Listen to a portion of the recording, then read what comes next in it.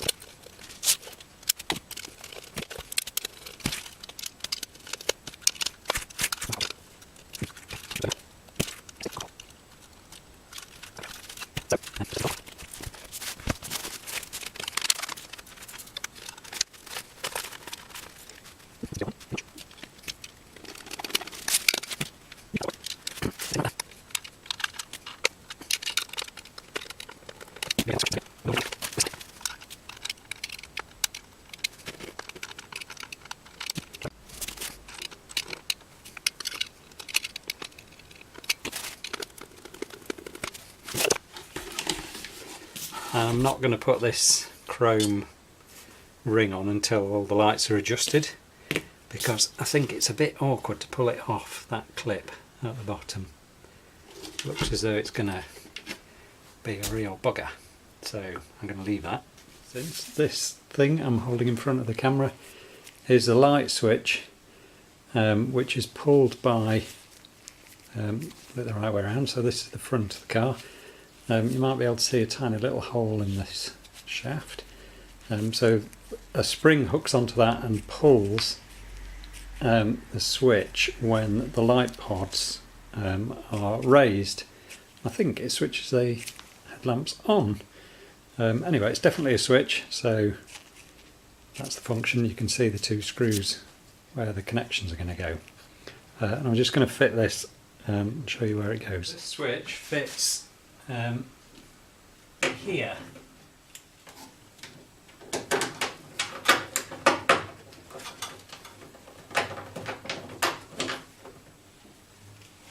I have quite an advantage with this shell because it's the original shell. That all the holes, I made sure all the holes were still in the shell, of course, when I took everything off. So that helps a great deal if you've got a new shell or a new front end. It's not so easy to position everything, of course. These are the vacuum units that lift the headlamps up, the pop-up headlamps. They contain a rubber disc which is trapped by these two spinnings. So there's a rubber disc in the centre, and the centre of the rubber disc is connected to this rod. So this rod is connected to the light units, and as this moves it pulls the light unit up. You'll see that in once it's assembled. There's a pipe connection to this, and maybe you can hear air flows through that pipe when I pull this big rubber diaphragm up and down. If I put my thumb over that, that stops it being able to move because it's creating a vacuum under there until I let my thumb off. So the way it operates, I think that's the normal position with the lights down. A vacuum is created by the engine inlet manifold, and there are pipes that connect it to this with a switch, and once that switch, or valve really, is moved, it sucks the air, so the vacuum pressure pulls air out of this, which pulls that rod down, which lifts the light unit up. These are the original ones. I didn't think I was going to be able to use these because they're 50 years old, just over. So I assumed the rubber would be useless, but it seems okay. I'm going to try them, see what happens. It's got these two springs connected together. This runs inside here. Shove out my finger. So when the vacuum pressure is gone, this spring will push it back into place. We'll see if I've got that right when we put it together. And this spring runs to a light switch. So as that spring is compressed that way, it stretches this spring which pulls a light switch, and this unit, I'm not sure if you can see, it's quite badly corroded. I'll put some extra light, and around the drain hole it's just corroded away, which might give us opportunity to see the rubber diaphragm moving.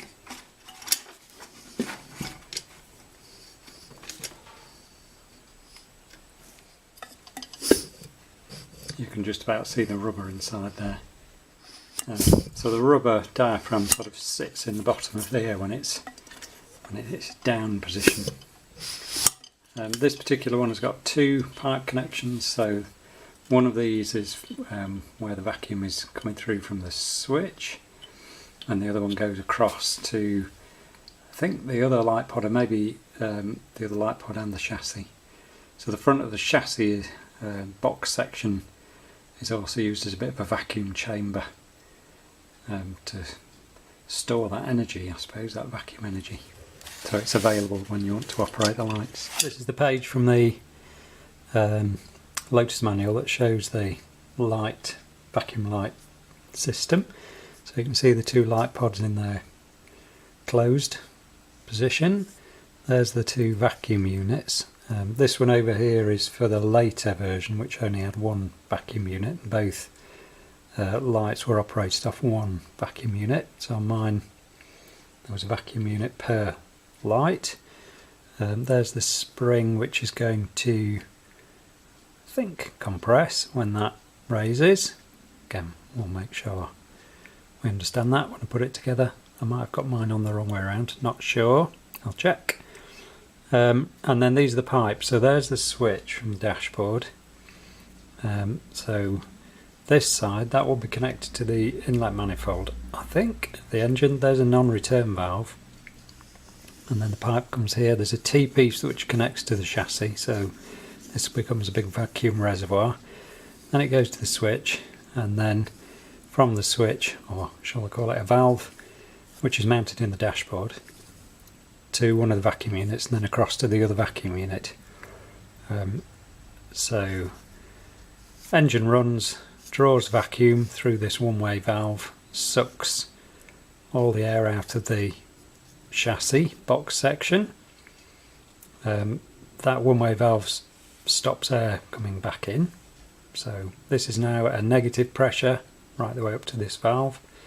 So if you pull the switch on the dashboard or the valve, it will open that valve, which then will suck the air out of these two vacuum units and the lights will raise. Some of the parts. So I haven't cleaned these up yet, these are just as they've come out of the car. So there's the valve which mounts into the dashboard. So you pull that out on the dashboard, and these are the pipes which come behind the dashboard out into the engine bay. So this is the T-piece which connects to the chassis, and there's the non-return valve, so it's in a different position on mine to the diagram shown in the book, and then there must be a pipe connects to this up to the inlet manifold. So this side gets sucked down to vacuum by the engine manifold, and that must connect to one of these pipes which runs up to the valve mounted on the dashboard. This is the view in the nose of the car, so this is the front, where the front grille is going to go, and the number plate. You can see the servo in there and some wires from the indicator and the side lamps. So I'm just going to fit the vacuum unit that's going to lift the light on this side.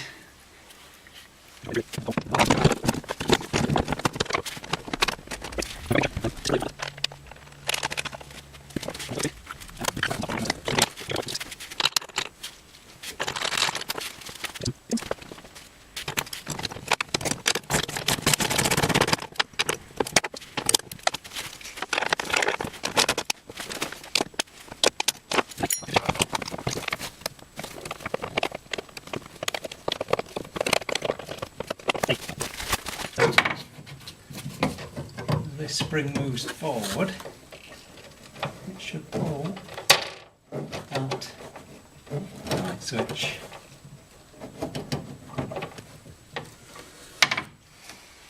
So there's the bracket off the top of the vacuum unit, the bolt going through into the wheel arch.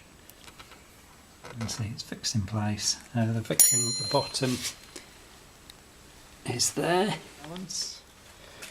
These two nuts and bolts I've glued some rubber to the top of, tip from a friend, so that when the light pod, those are the stops for the light pod movement, so when they hit it there's a little bit of buffering, less likely to crack the fiberglass. I did reinforce it by adding another layer of fiberglass resin to the bottom part. I'll show you that later.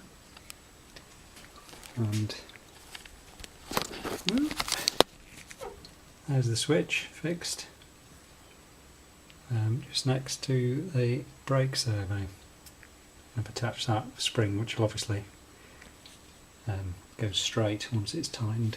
So this is the light pod. It's got two screws on the inside, which are the pivots. I think I explained that in an earlier video. So they screw into bobbins, threaded bobbins, and they are already passing through threaded bobbins. So they tighten against this one, and when the light pod is rotated, lifted up, that thread that's sticking out this side, as it will be when it's fitted, rotates in the bobbin that's in the car. So it's using the thread to rotate on. Pretty basic. Clearly the amount of times it gets used, and I've made sure they're lubricated well. It's obviously not a problem, because you don't hear of that as being a problem with these cars. Okay, so I've got to hold this in place and screw those in, so this is going to be a bit of a sprottle, so I'll just get on with that.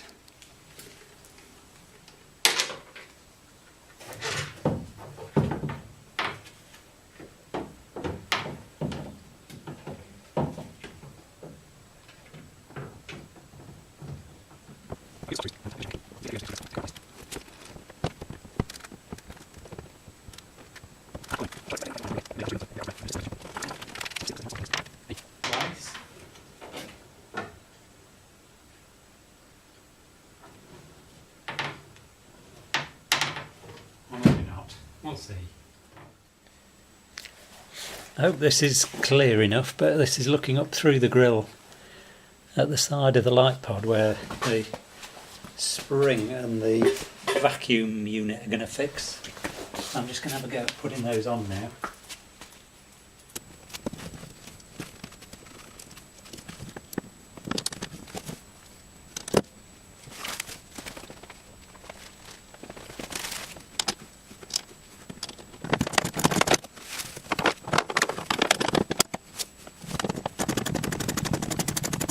So that's fixed in place. I'll just lift the light pod up so you can see how those springs work.